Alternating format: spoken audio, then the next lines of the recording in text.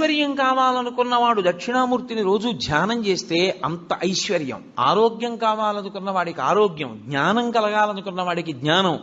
నేను మీకు యథార్థం చెప్పాలంటే, మీకు ప్రతిరోజు 2 నిమిషాలు దక్షిణామూర్తిని ధ్యానం చేయడం అలవాటైతే మోక్షము కరతలామలకము, అంత్యమునందు పరమేశ్వరుడే మీకు జ్ఞాపకం వచ్చి మోక్షానికి పెడతాడు. అంత గొప్ప స్వరూపం దక్షిణామూర్తి స్వరూపం. అది శైవాగమంలో మీరు దక్షిణ దిక్కుకి వెళ్ళగానే దక్షిణాన్ని చూస్తూ కనపడాలి. ఆయన కనపడగానే మీరు అభిముఖంగా ఉండకూడదు. మీరు ఇటు పక్కకెడితే తూర్పు ముఖం చేస్తారు. తూర్పు ముఖం చేసి మీరు ఆయన పాదాల వంక చూసి నమస్కారం చెయ్యాలి. ఇక్కడ మీరు చాలా అదృష్టవంతులు. ఇక్కడ ఉన్నటువంటి శివాలయంలో ఆగమానికి సరిపోయేటట్టుగా అద్భుతమైనటువంటి దక్షిణామూర్తి స్వరూపం ఆ శివాలయానికి ప్రదక్షిణం చేసి